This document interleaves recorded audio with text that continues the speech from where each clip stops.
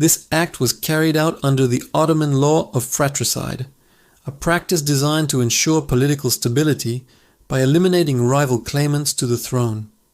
While it did prevent a war of succession, the sheer scale of this execution sent shockwaves through the court and the public. It was a brutal consolidation of power that left a dark stain on his legacy and marked a turning point in the dynasty's history. Imagine the atmosphere in the Topkapi Palace, a mix of fear, grief, and the cold reality of power politics. This event was so shocking that it would later lead his son and successor, Ahmed III, to abolish the practice altogether.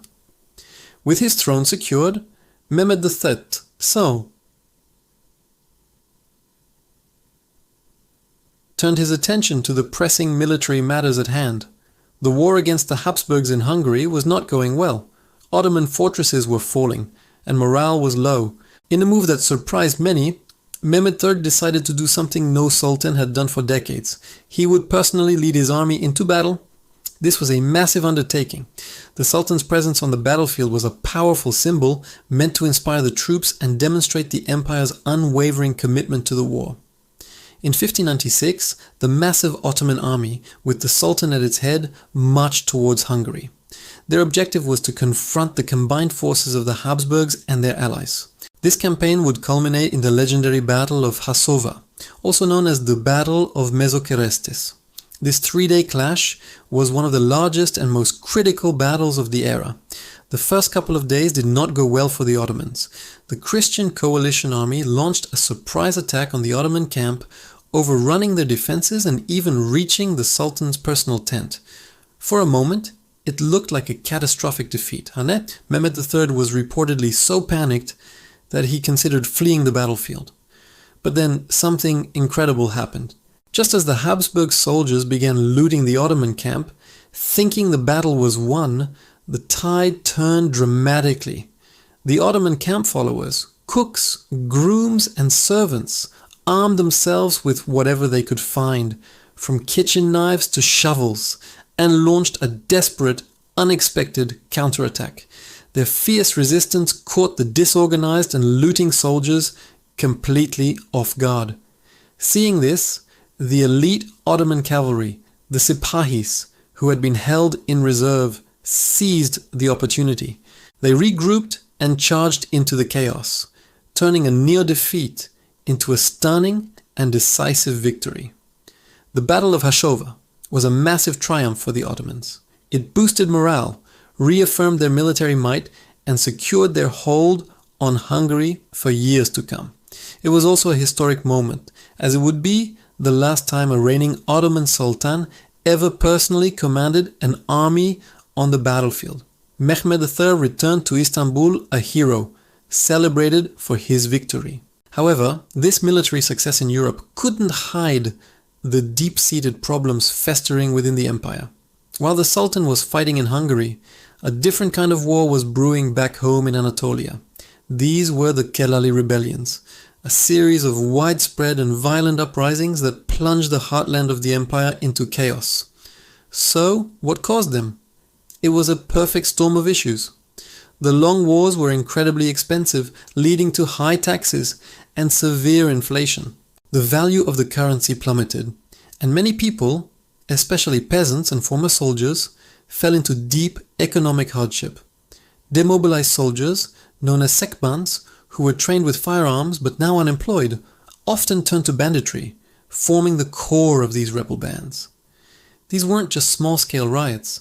They were large, organized rebellions led by charismatic figures who challenged the central government's authority. They ravaged the countryside, sacked towns, and disrupted the very fabric of society in Anatolia. For the Ottoman administration, it was a nightmare. They were trying to fight a major war on their western frontier while their eastern heartland was on fire. Mehmed III's government struggled to contain the Kelali rebellions. They sent armies to suppress the uprisings, but it was like a game of whack-a-mole. As soon as one rebellion was put down, another would spring up elsewhere. This internal turmoil drained the empire's resources and manpower, further weakening its ability to project power abroad.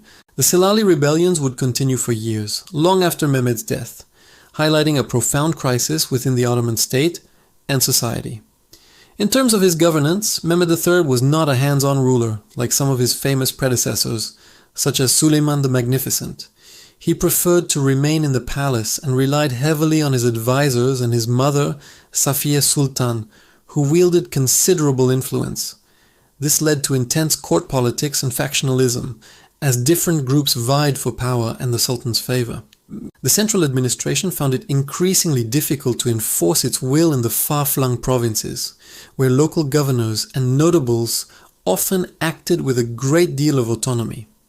While Mehmed's reign saw some efforts to maintain order, it was largely characterized by a struggle to simply hold the empire together amidst overwhelming internal and external pressures. The glory of the victory at Hassova felt distant when compared to the daily struggles of managing a fragmenting empire. After a short but incredibly eventful reign of just 8 years, Mehmed III died in Istanbul in 1603. He was only 37 years old. The official cause of his death was likely a stroke or heart attack, perhaps brought on by the immense stress of his rule. He was succeeded by his young son Ahmed III, who was only 13 at the time. Ahmed's accession marked a new chapter for the empire.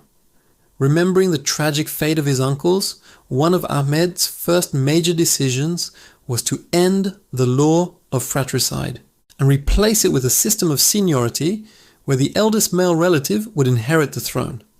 This fundamental change to the succession system had a profound and lasting impact on the Ottoman dynasty. So, how should we remember Mehmed III?